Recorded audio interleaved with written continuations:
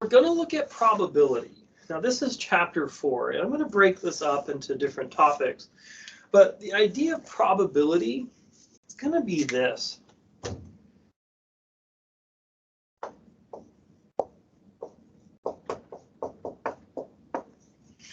We can think of probability as a ratio. More particularly, though, it's a fraction. And it's the following. It's if these things that happen, like let's say we're flipping a coin, and you flip a coin, there's really two outcomes. You get heads or you get tails. So it's the ratio of the desired outcomes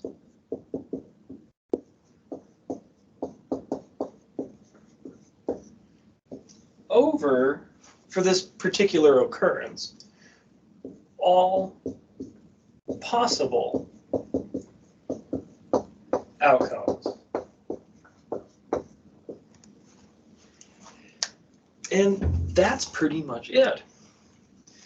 Now, the desired outcomes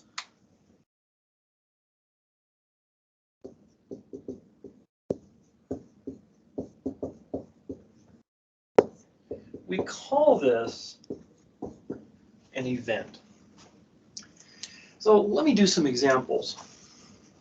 Oh, and sorry, let me give one more definition here. The all possible outcomes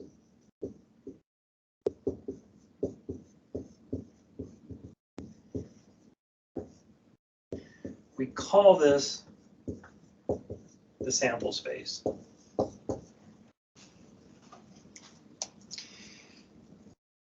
So we might use a little notation here that's not necessarily in the text, but if we say this means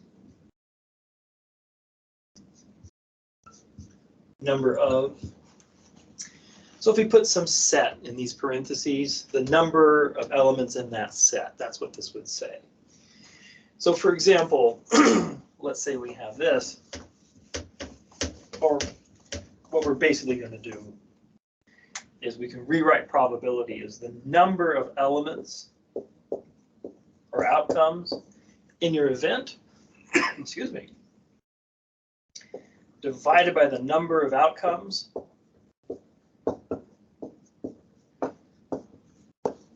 in your sample space. So the number of outcomes in your event, number of outcomes in your sample space.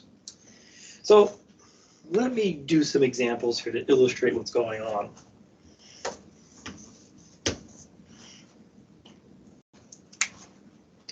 So for example,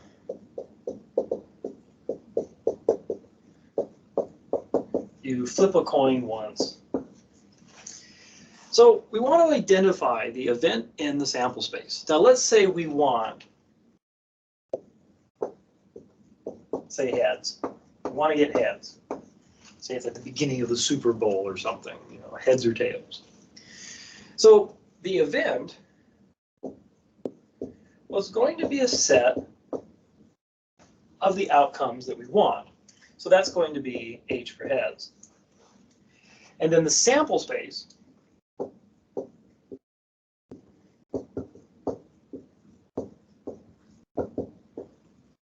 well, all possible outcomes from flipping a coin one time, you'll get heads or it's going to be tails. So that means that's our sample space. So the probability, and this is how we write it, probability of getting heads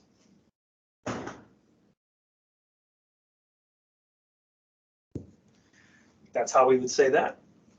Well, there's one outcome that we want, and there's two in our sample space.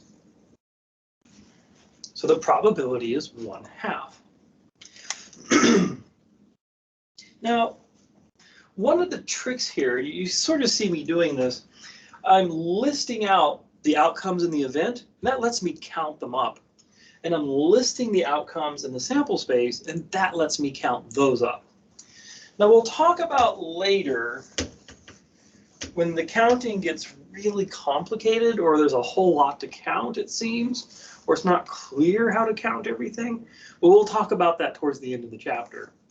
But let's take a look. Now let's say we do this.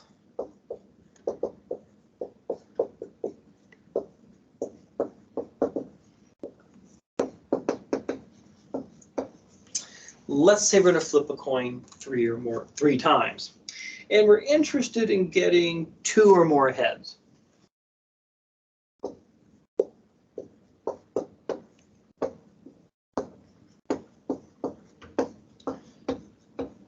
Now, sometimes this takes a little bit of imagination. We want to try to imagine, well, what are all the combinations of heads and tails that gives us, well, they're winning combinations. Like, let's say if this happens, we win something. So for the event,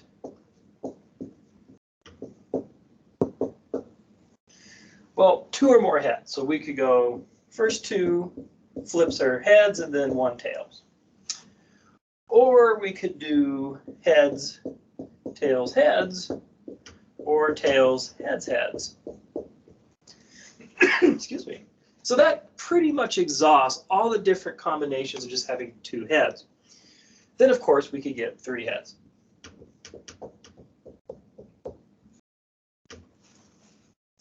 So it turns out there's 1, 2, 3, 4 elements in our event. Now, what about the sample space?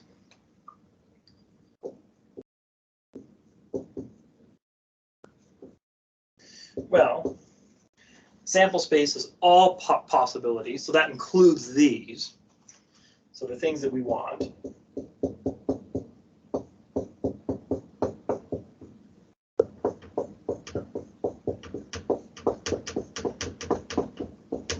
And then there's also the things that we don't want. So this would be just getting heads once or not have it at all. It's all tails.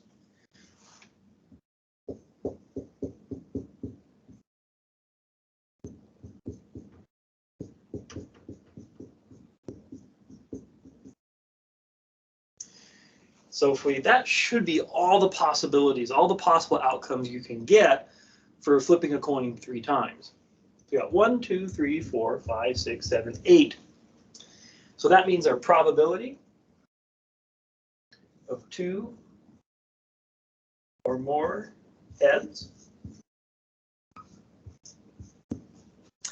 Well, we have 4 in our event, and then 8 for everything. And by coincidence, it reduces back down to 1/2. So there we go. So this is how we compute probabilities. And I want to talk about something here that, just some properties with probabilities, and just to go over some of that. Now, as you've possibly noticed that we're taking a ratio of some of the outcomes in the sample space divided by, well, it's the ratio of some of the outcomes over all the outcomes. So this means we have a part over a whole, and that's what a fraction is. So in this case, what this means is probability, it's always going to be between 0 and 1. Now, it's 0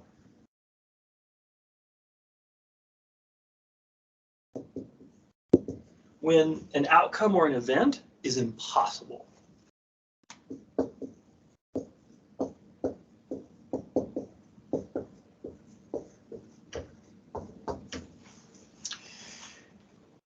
So, for example, an impossible event, let's go back to our coin flip. Let's say we flip a coin.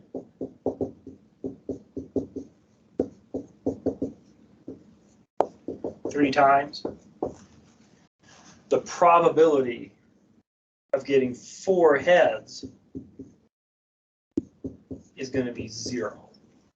Because you need to flip the coin 4 times to have a shot at this. We're only flipping it 3, so this would be impossible.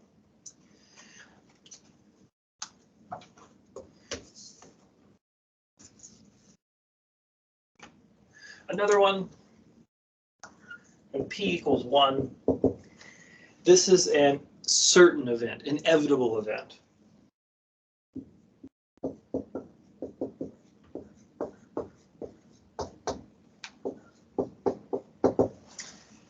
So for example, let's say you roll a 6-sided die.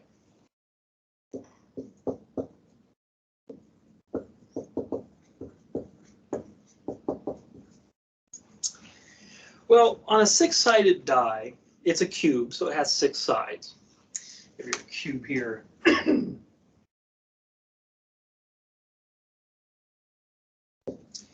And I'm not sure the exact configuration of these dots, but it has the dots on them. And so you have 1, 2, 3. See on the bottom there's 4.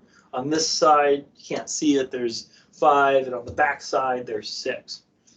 The point is when you roll this, or usually instead of how a coin, you flip a coin, if the one side that's up, that tells it if that's heads, you got heads. If the side that is up is tails, you got tails. With this, if this side is up, you've got 3. If this side, if another side is up, like if the 5 is up, you roll the dice and it's the 5 that's up, that means you roll the 5. So it's the face of the cube that's showing up. That tells you that the number that you got. Now, the probability of rolling a 1 or more is equal to 1. And again, the reason being, when you roll this dice, you're going to get 1, 2, 3, 4, 5, or 6. That's guaranteed. So you're always going to get 1 or more. And so that's inevitable. That's certain. So that's the idea of having a certain event. Now, we talked about desired events, desired outcomes. Excuse me. There are also undesired events.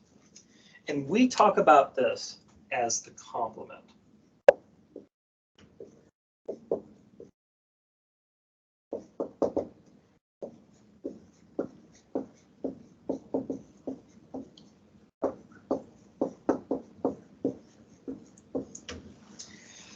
Now, with events in this text, we talk about a set of outcomes that we want.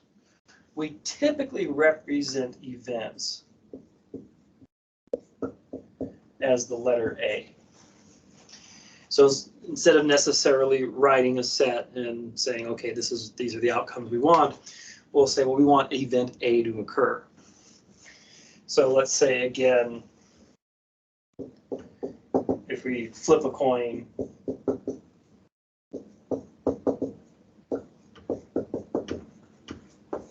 three times, and we want 2 or more heads, we'll simply say A is the event of 2 or more heads. And so we'll ask about the probability of A, which we calculated this. We turned out it was 1/2. So when we talk about the complement, it's the outcomes that we weren't looking for. And so the complement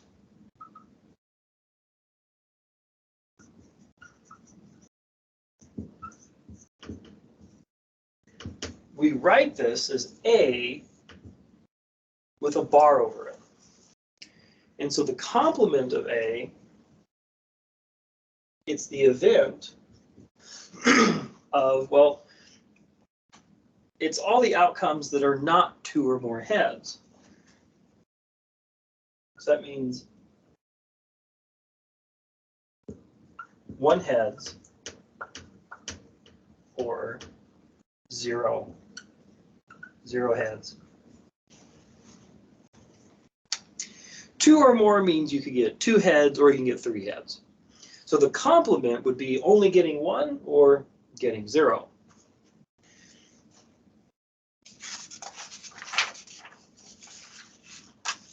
So there's some properties with complement.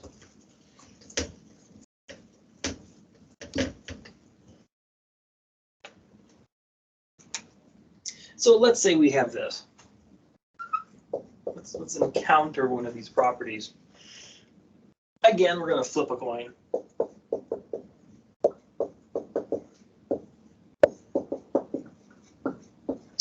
We'll flip the coin 3 times. And let's say we want the event we're looking for, A. Let's say it's just 1 heads. That's it. So heads, tails, tails, tails, heads, tails, tails, tails, heads. So there are 3 outcomes where you only have 1 heads. No less, no more. And again, we can look at our sample space.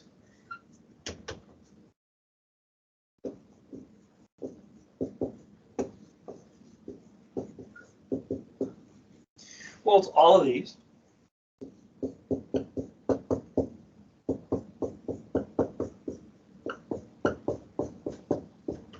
And then we could have, say, 2 heads.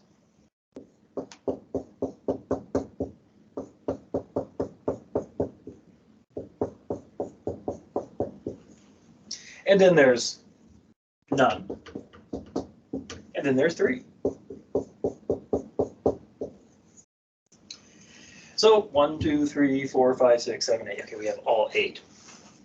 So the complement will be all the elements in our sample space that are not outcomes we want in our event. So a complement, well, it's going to be all these here.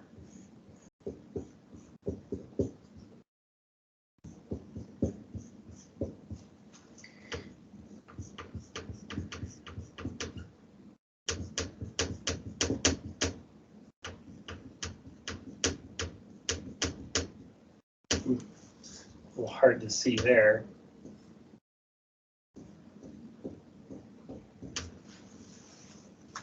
So 1, 2, 3, 4, 5. So we can start talking about probabilities. The probability of A, well, the number of outcomes in A is 3. Excuse me. Number of outcomes in the sample space is 8. So that's 3/8. And then the probability of the complement, well, number of elements in a complement is 5. Number in the sample space is 8. And so there we go. 3/8 for the event and 5/8 for the complement. Now, something to point out is this.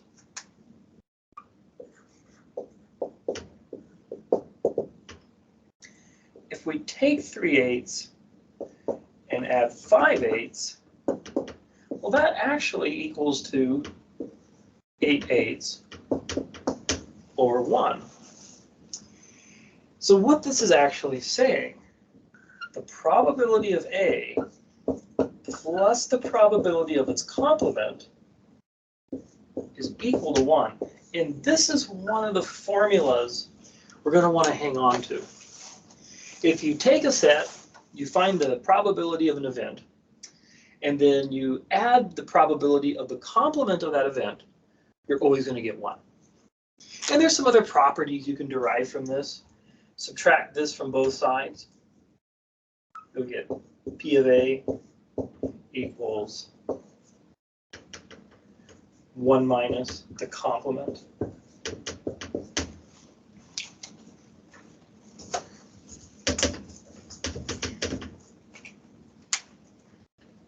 Or we could have done this differently. We could have subtracted this from both sides.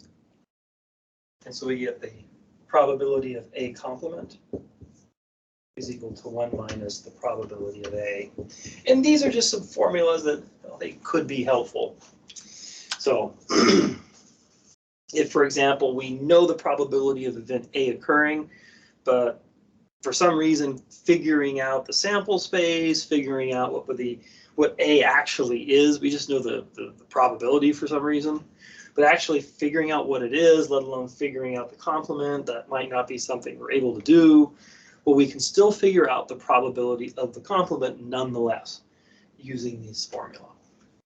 So that's an introduction to probability. If any questions, let me know.